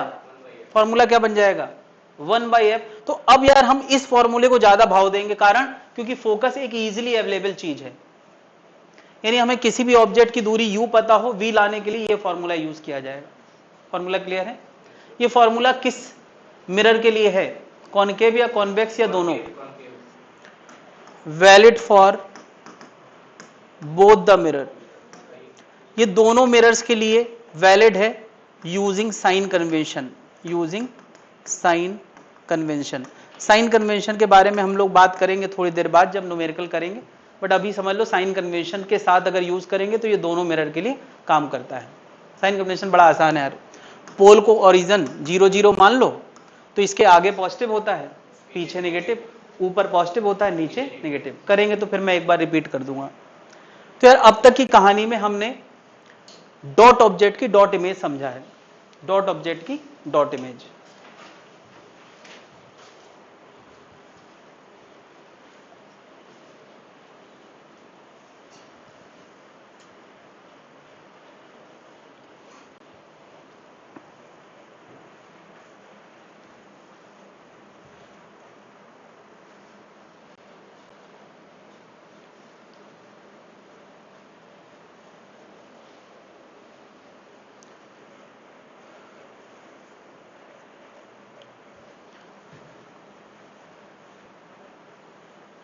नोट कर लिया भाई?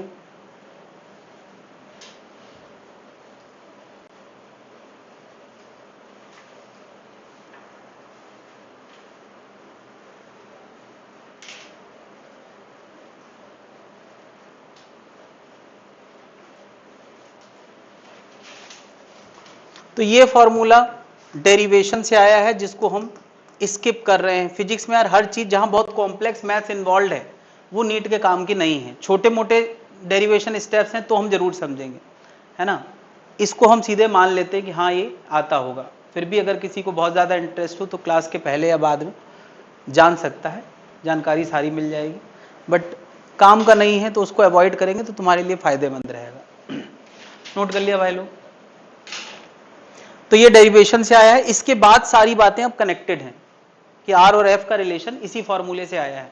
हमने u इनफाइनाइट डाल दिया, मतलब इनफाइनाइट पे रखे ऑब्जेक्ट के लिए v जहां आएगा वही क्या होता है? Focal length. क्या बात क्लियर है? नोट कर लिया है? नोट कर लिया है? तो अब मैं आ जाता हूं जरा एक्सटेंडेड ऑब्जेक्ट पे।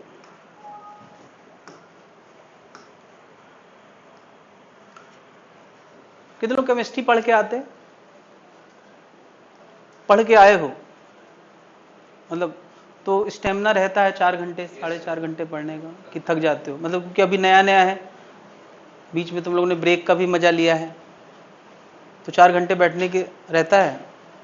वहाँ तो पहले ही दिन है, कोई दिक्कत तो नहीं है? मतलब थोड़ा देर और चलेगा अभी, ताकि थोड़ा क्वालिटेटिव काम जो हो जाए, कॉन्सेप्ट वाला जितना काम है वो हो जाए, मैथमेटिकल बातें अगली क्लास में हम लोग करेंगे। तो मैं अब बात कर रहा हूं यार एक्सटेंडेड ऑब्जेक्ट की। देखो जरा, ऐसा एक एरो जैसा दिखा दिया जाए तो ये क्या है, एक्सटेंडेड ऑब्जेक्ट। कुछ लोग ऐसे बात करते हैं कि पहले हम इसकी बात कर रहे थे प्रिंसिपल एक्सिस पे रखे डॉट की, अब मैं डॉट की बात करने वाला हूं जो प्रिंसिपल एक्सिस से हटके है। बस तुम तीर ना देखो, तीर का टॉप डॉट देखो, तीर का टॉप डॉट देखो। ये डॉट प्रिंसिपल एक्सिस पे, तो इसकी इमेज कहां बनती है, प्रिंसिपल एक्सिस में। ये प्रिंसिपल एक्सिस से हटके डॉट है तो इमेज भी हटके बनेगी, बनेगी नहीं। मैं वही इमेज दिखा रहा हूं, वो भी प्रॉपर चला के बना के ला के हिसाब से। देखो यार, सोचो यहां डॉट है, ये डॉट है, उस डॉट की ये एक रे है, क्या लॉ ऑफ रिफ्लेक्शन के हिसाब से वापस आई है कि नहीं? अरे देखो ये एंगल बराबर है कि नहीं, ये नॉर्मल है। एक और रे, देखो यार एंगल बराबर है कि नहीं, नियम कहीं खराब तो नहीं हुआ। एक और बना देते समझने के लिए, इतने वैसे बनाने की जरूरत नहीं है। क्या बता यार, ये एंगल बराबर है कि नहीं? सारे डॉट एक ही जगह कट किए हैं, मतलब क्या है, मतलब जो डॉट की इंफॉर्मेशन इधर मिल सकती थी आंख को, अगर इधर लेते तो उसको ऑब्जेक्ट कहते, और इधर अगर कोई आंख रिसीव कर रही है उसको, तो उसको क्या बोलेंगे, इमेज। भाई वो ऑब्जेक्ट था, ये क्या है, रियल या वर्चुअल, रियल। एक ऑब्जेक्ट की रियल इमेज बनी कि नहीं? तो क्या प्रिंसिपल एक्सिस से डॉट हटके था तो इमेज भी हटके बनी। चलो एक और बात, अब मैं मिडिल डॉट की भी एक इमेज बनाना चाहता हूं। हालांकि इतना कहीं किताबों में करता कोई नहीं, बस समझने के लिए, ताकि तुम्हें पूरा कॉन्फिडेंस आए कि एक्चुअली सब कुछ है क्या।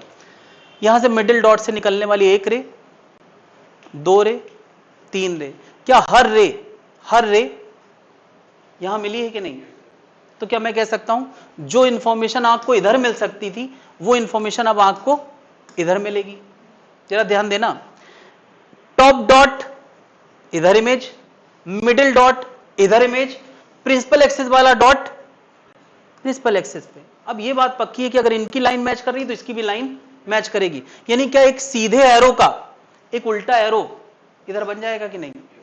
तो अब कोई अगर केवल डॉट की बात करना चाहता है तो ये है, और एरो की बात करना चाहता है अगर, तो ये सीधा एरो था। क्या ये सीधे एरो की ये कैसी इमेज बनी है, थैंक यू, उल्टी इमेज। बात समझाए? यानी अगर ऑब्जेक्ट में कोई साइज है तो इमेज में भी साइज है। क्या हम बात कर पा रहे हैं?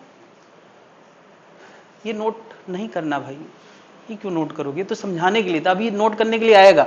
अच्छा बता यार, अगर मुझे सही में इस एरो की इमेज लोकेट करना हो तो क्या इतनी सारे रे डायग्राम की जरूरत है? कम से कम कितने से हम ये इमेज लोकेट कर सकते हैं यार? अब एक से नहीं चलेगा यार, कम से कम एक रे बनाओ पैरेलल जो फोकस से जाती है ना? कहां से जाती है? फोकस से। और एक रे डालो पोल पे, बराबर एंगल पे, बराबर एंगल पे, जितने एंगल पे आएगी उतने एंगल पे जाएगी। जहां कट कर जाए वो एरो के टॉप डॉट की इमेज है, बॉटम डॉट की उसी लाइन में बनेगी, तो हम एरो लोकेट। क्योंकि जब तक प्रिंसिपल एक्सिस का डॉट था तो एक रे से डायग्राम काम बन जाता था, लेकिन जैसे ही हम एक्सटेंडेड की बात कर रहे हैं तो अब कम से कम दो रे बनाना पड़ेंगी, एक पैरेलल और एक। क्या उससे पूरी एरो की इमेज बन जाती है या एरो के टॉप डॉट की? तो फिर हम एरो कैसे बना देते? अरे समझदारी से, क्योंकि हमें पता है कि मिडिल डॉट की मिडिल में बनेगी, बॉटम डॉट की बॉटम बनेगी। ये पूरी बात मैं इसलिए बताना चाह रहा हूं, किताब में हमेशा टॉप डॉट की ही बनाई जाती, तो तुम्हें ये पता होना चाहिए कि पूरा कैसे बना देते हैं। मतलब मेरे दिमाग में तो बचपन में एक क्वेश्चन चलता था, इसीलिए मैंने उसका जवाब पहले से बताया। तो तुम्हें ये ड्रॉ कर लेना चाहिए, क्या एक पैरेलल है और एक, इससे इमेज हम लोकेट कर सकते हैं। समझने के लिए तुम्हें पूरी जानकारी होना चाहिए कैसे इमेज बनती है। इमेज बहुत कॉम्प्लेक्स प्रोसेस है, हर डॉट की इमेज बनती है।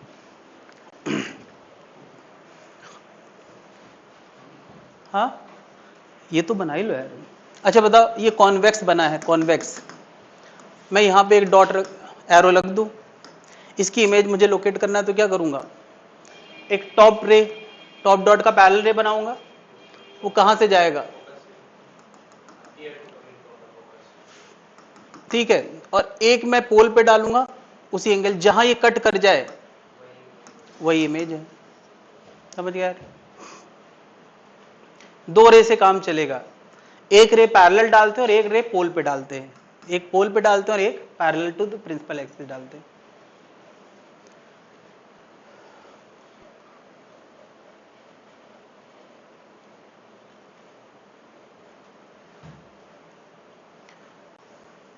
तो अब इन दो रे की मदद से हम कॉनकेव और कॉन्वेक्स के बहुत सारे इमेज लोकेशंस के बारे में बात करते हैं। किन की मदद से? दो रे की मदद से। और इसको हम अगली क्लास में करेंगे, इससे पहले कि ज़्यादा हो जाए और तुम लोगों को फिजिक्स की उल्टी होने लगे। हो जाता है कई बार, फिजिक्स की हो जाती है। बायोलॉजी स्वीट की तरह है, आराम से हजम हो जाता है।